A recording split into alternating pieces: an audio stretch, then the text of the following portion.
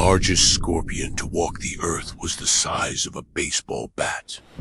Imagine a huge scorpion the size of a baseball bat, scrambling over mossy rocks and around large, tree-like structures before slipping into a nearby stream. That's how a team of scientists describes what the largest ever known scorpion would have looked like as it prowled its environment roughly 415 million years ago in what's now Great Britain.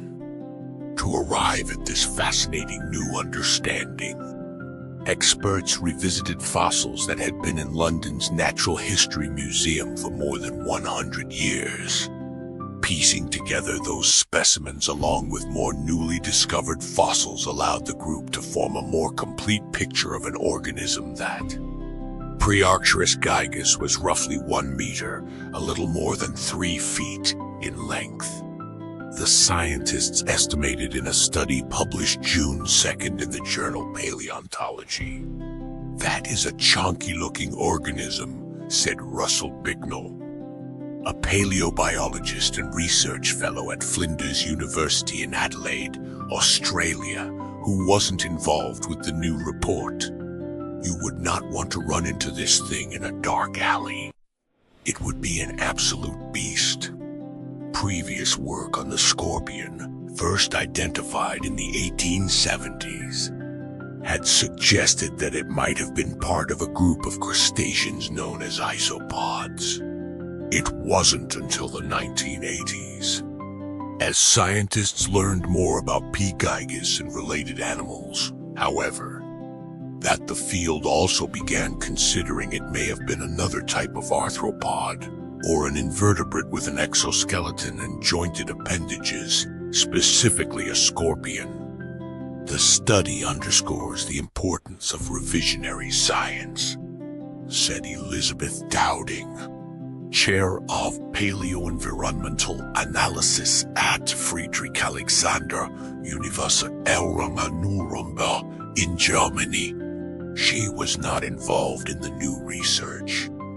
How we think about extinction and evolutionary biology comes from the ability of scientists to work over the same ground by repetition, Dowding said.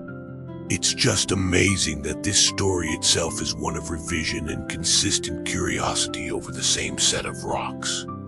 It's demonstrative of the way science works. Identifying an early giant scorpion, working with 8 fossils excavated over the years from 3 sites. The study team used CT scans and other tools to take a closer look at the specimen in the Natural History Museum's collection. The researchers also worked with an artist to create renderings of what the animal might have looked like in the environment of that time. The smoking gun that the fossilized remains belonged to another species," said lead study author Richard Howard, curator of fossil arthropods at the Natural History Museum. "Was a study from 2015 that described a scorpion in Canada. That Chris éramos Scorpius brucensis hatus hauerings was that the tela. Its sternum, which is the plate on the underside of the scorpion between the bases of its legs, was long and triangular and had a groove down its middle just like P. gigas' sternum," Howard said. "It's exactly the same in the 2 scorpions. So, we can infer from that these are 2 closely related animals," he said. P. gigas lived in what's known as the early Devonian period, when life on Earth was still primarily aquatic. The presence of such that's much older than we would expect to find giant arthropods, he said. Scorpions and other giant arthropods, including early versions of dragonflies and millipedes, lived some 50 million years later, Howard explained. Jungles and trees during that time created an influx of oxygen that made giant terrestrial life possible, he said. But during the early Devonian, when there wasn't much oxygen, the lines between what is a land-living animal and what is an aquatic animal are much more blurred, Howard said. Apart from its giant size, P. gigas was a creature whose legs, Claws and head were covered in rough bumps, a characteristic trait of scorpions, according to scientists. Although there are no eyes preserved in the museum's fossil samples, the study authors think that P. gigas, like modern scorpions, also had eyes on the front of its head. Notably, P. gigas likely had roughly 6-inch-long, 16-centimeter pincers, about the length of a dollar bill. It's like 4 times the length of a modern, large scorpion, Flinders University's Bicknell said.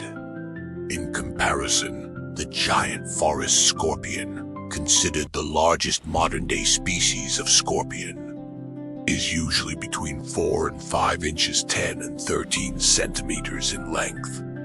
The scorpion also seems to have had flap-like structures on its abdomen called lateral epimera. No other scorpion has those that we know of, Howard said. Scientists usually associate those body parts with marine arthropods such as horseshoe crabs. The flap-like features might have helped P. gigas swim, according to Howard.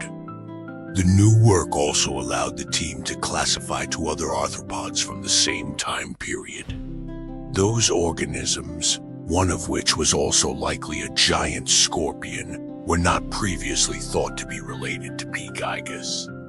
But in the current study, the authors suggest that these other species are likely also P. gigas, land or sea creature.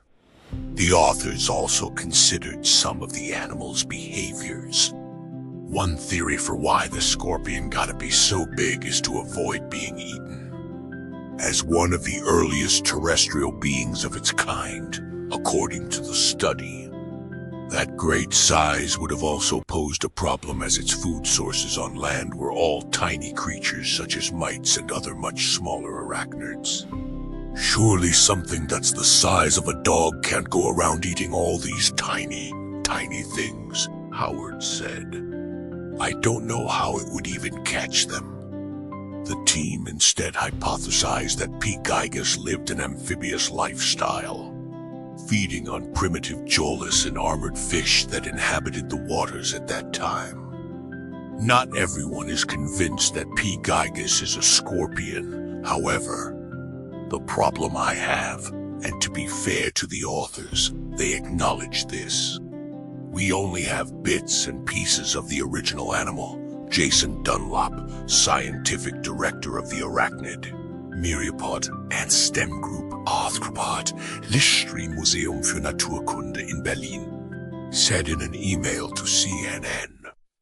2 key features of scorpions, the sting at the end of the tail and comb-like sensory organs called pectins on scorpions' underside, have not been found, said Dunlop, who was an author on the 2015 paper and a reviewer of the new study. Things like big pincers might also be seen in some crustaceans, he said. Howard acknowledges his team was working with an incomplete specimen, but there is no reason to assume the tail wouldn't have ended in a sting, he said. If you discover a dinosaur skeleton and it's got no head, you don't assume it didn't have a head, he said. To Dunlop, the skepticism demonstrates how difficult it can be to work with fossils. Specimens are rarely unearthed intact as depicted in popular films such as Jurassic Park. Real fossils are often broken, messy, and incomplete. And the challenge is then to interpret what we are seeing using the evidence we have available, he said. Revisiting fossils. There are several implications of the work. It sets the scene for reinvigorating how we think about animals from this time period, Bicknell said. I think what we may see over the next 5 to 10 years might be an increased rate in which new scorpions from this time period are documented. Revising P. gigas to be a scorpion also has practical implications, according to Dowding. Because of this revision, every single paleobiology database will have to update its information to incorporate this new data. Dowding said, especially since the authors also used their understanding of P. gigas to shed light onto other organisms. The ramifications of this work potentially change global understandings of the diversity of this group.